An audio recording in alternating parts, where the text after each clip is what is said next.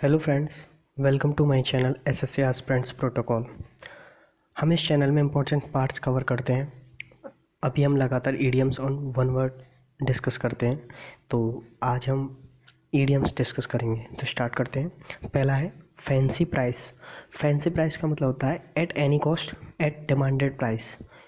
किसी भी कीमत पर, मुँहमांगी कीमत जैसे बोलते हैं हिंदी में, मुँहमांगी कीमत at any cost, at demanded price, उसको बोलते हैं फैंसी प्राइस। जिसकी जो प्राइस हो उस महंगी हो, किसी भी मुँहमांगी कीमत हो, मतलब किसी भी कीमत पर हो, उसे बोलते हैं फैंसी प्राइस।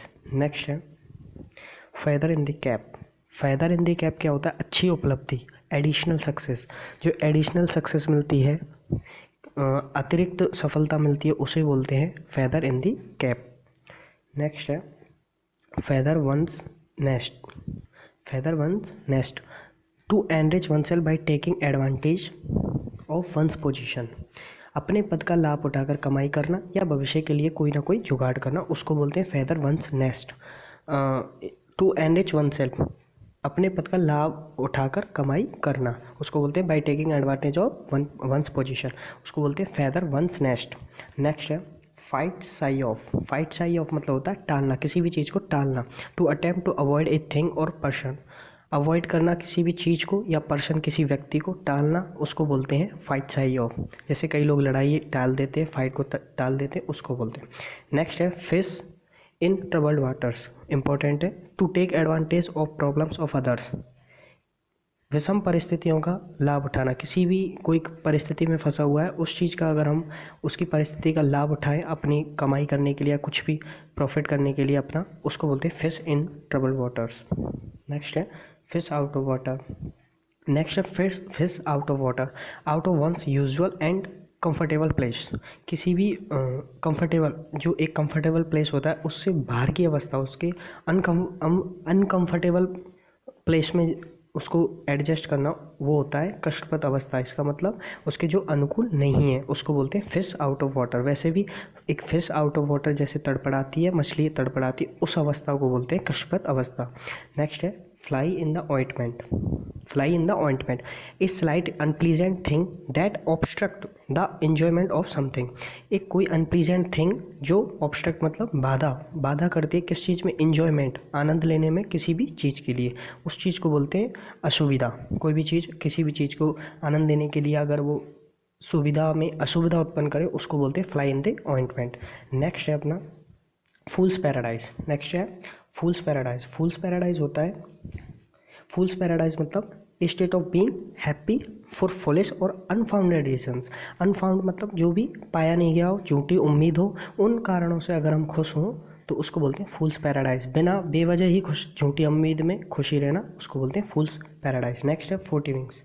40 विंग्स होता है ए नैप। जैसे हम पढ़ते पढ़ते कभी जब झपकी ले लेते हैं, ए नैप छोटी सी 10 मिनट की, 15 मिनट की, उसको बोलते हैं 40 विंग्स। 40 विंग्स झपकी या ए नैप। नेक्स्ट है फ्रेंच लीव। फ्रेंच लीव होता है ए लीव विदाउट इन्फॉर्मेशन और परमिशन। बिना सूचने के अनुपस्थित होना, बंक मार देना, उनको बोलते हैं फ्रेंच लीव।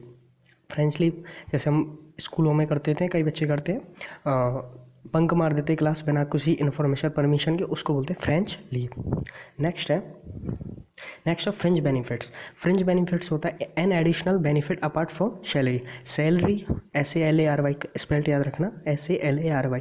अपनी सैलरी के अलावा भी एडिशनल जो घूस का काम करते एक तरीके से, उसको बोलते हैं फ्रिंज बेनिफिट्स, यानी कि वेतन के अलावा मिलने वाला लाभ, चाहे वो कैसे भी हो, ब्राइब BRIBE जो घूस के रूप में हो, चाहे कैसे भी हो, सैलरी के अलावा अगर मिलता हो, उसे बोलते हैं फ्रिंज बेनिफिट्स।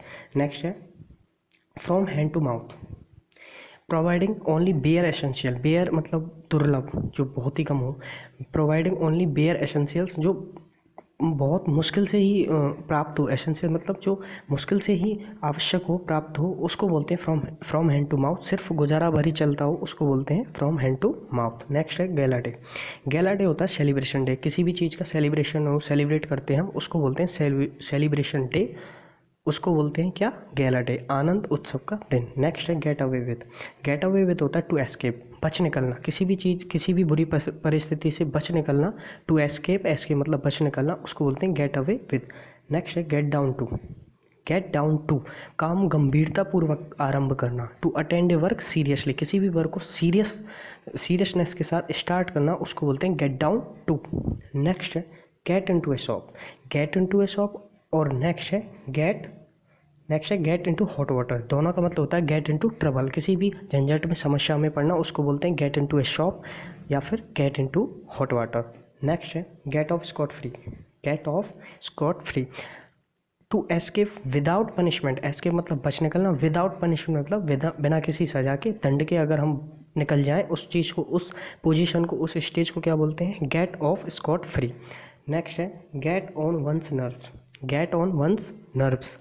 नर्व होती है किसी भी, कहते हैं ना हिंदी में, किसी की नर्व मतलब नर्व को पकड़ लेना, उसको बोलते हैं तंग करना किसी को। टू इरिटेट और एनॉय, किसी भी बंदे को, किसी भी व्यक्ति को इरिटेट करना, परेशान करना। एनॉय मतलब नाराज करना, उसको बोलते हैं get on one's nerves. Next है गिबल गैबल, गिबल गैबल होता है फॉल स्टॉक, मूर्खतापूर्ण वार्तालाप। अगर हम फॉल स्टॉक करें, मूर्खतापूर्ण वार्तालाप करें किसी से भी, उसको बोलते हैं क्या? गिबल गैबल, गिबल गैबल। नेक्स्ट है गिफ्ट ऑफ द गैब, ऐसे ही बना है जैसे ऊपर था गैबल, ये आपने देखा हो। गैब इसका मतलब, गैबल होता है टॉकिंग से रिलेटेड, तो गिफ्ट ऑफ द गैब क्या होगा? गिफ्ट ऑफ द गैब होगा चतुराई धारा पूर्व बोलने की शक्ति, यानी कि टैलेंट फॉर स्पीकिंग। क्या? टैलेंट फॉर स्पीकिंग, उसी को बोलते हैं gift of the gab. Next है give a piece of, next है give a piece of mind, give a piece of mind, इसको बोलते हैं second. Give a piece of mind का मतलब होता है टू रिब्यूक और स्कॉल्ड। रिब्यूक REBUKE, इसका मतलब होता है किसी को डांटना। स्कॉल्ड का मतलब भी डांटना होता है किसी को। Give a piece of mind मतलब रिब्यूक, स्कॉल्ड, डांटना किसी को।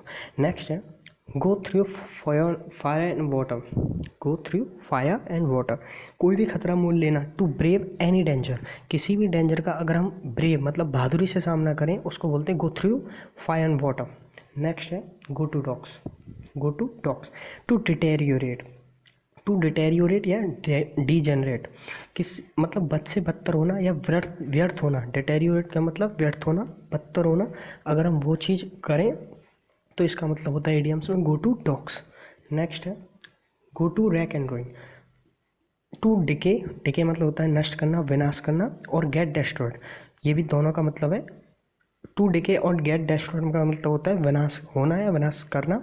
अगर ऐसा हो तो उसको इडियम्स में क्या बोलेंगे? Go to rack and ruin. ये इंपॉर्टेंट है, काफ़ी बार आती है। तो go to rack and ruin, ruin का मतलब होता है डेस्ट्रॉयड, गेट डेस्ट्रॉयड। नेक्स्ट है गुड समारिटन, ये भी इंपॉर्टेंट है। Good Samaritan a person who helps and pays, जो दान करता हो, एक तरीके से हेल्प करता हो किसी की, दयालु व्यक्ति हो, उस व्यक्ति को क्या बोलते हैं? Good Samaritan. तो आज का हमारा ये वीडियो था।